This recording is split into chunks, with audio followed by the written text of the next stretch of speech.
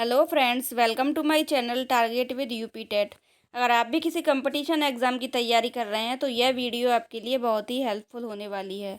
तो चलिए पढ़ते हैं वसा के बारे में। वसा को शक्तिदायक ईंधन भी कहा जाता है और वसा को हम दो प्रकार से प्राप्त कर सकते हैं, पादप स्रोत और जंतु स्रोत। पादप स्रोत में आपके आ जाते हैं वनस्पति तेल, मूँगफली, सरसों, सोयाबीन, नारियल आदि। और जंतु स्रोत आपके आ जाते हैं अंडा, मांस, मछली, दुग्ध उत्पाद आदि। अब यहाँ पर एक क्वेश्चन बन जाता है कि 1 ग्राम वसा से लगभग कितनी कैलोरी ऊर्जा प्राप्त होती है। तो 1 ग्राम वसा से लगभग 9 कैलोरी ऊर्जा आपकी प्राप्त होती है। स्वस्थ मनुष्य के लिए लगभग कितने ग्राम वसा आवश्यक है। तो स्वस्थ मनुष्य के लिए पर डे लगभग 60 से 70 ग्राम वसा आवश्यक होता है। चलिए नेक्स्ट देखेंगे हम प्रोटीन्स के बारे में। तो प्रोटीन्स एक जटिल कार्बनिक पदार्थ होते हैं। यहाँ पर एक क्वेश्चन आता है कि प्रोटीन कैसे पदार्थ होते हैं, जटिल कार्बनिक पदार्थ होते हैं या सरल कार्बनिक पदार्थ होते हैं।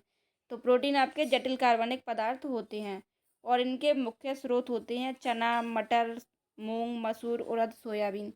अब यहाँ से एक क्वेश्चन ये बनता है कि सर्वाधिक प्रोटीन किस में पाया जाता है।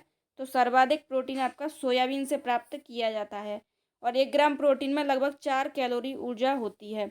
स्वस्थ मनुष्य के लिए लगभग 50 से 70 ग्राम प्रोटीन पर डे आवश्यक होता है। अच्छा, यहाँ अब एक क्वेश्चन पूछा जाता है कि प्रोटीन कितने प्रकार के अमीनो अम्लों से मिलकर बना होता है।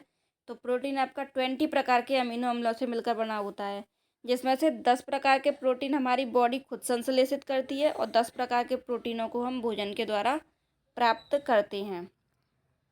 चलिए नेक्स्ट पढ़ेंगे हम विटामिन्स के बारे में। और विटामिन्स की खोज की थी फंक ने। यहाँ विटामिन 2 प्रकार के होते हैं, वसा में घुलनशील विटामिन और जल में घुलनशील विटामिन। वसा में घुलनशील विटामिन आपके कौन कौन से होते हैं, ए, डी, ई, के। यहाँ पर इनको याद करने की एक ट्रिक भी होती है, कीड़ा, KEDA। इससे आप याद रख सकते हैं। और नेक्स्ट है जल में घुलनशील विटामिन, ये होते हैं विटामिन बी और विटामिन सी।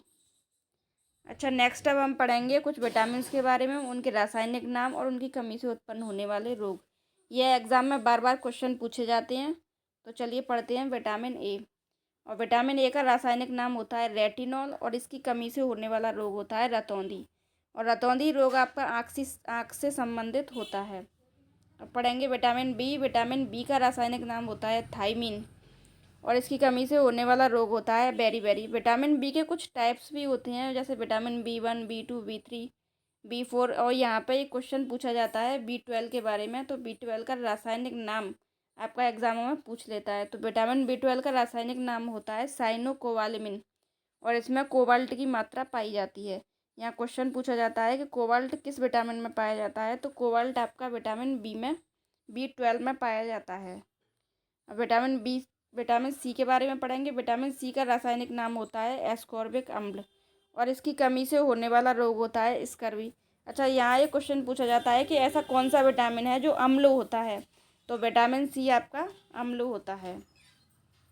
चलिए नेक्स्ट पढ़ेंगे विटामिन डी।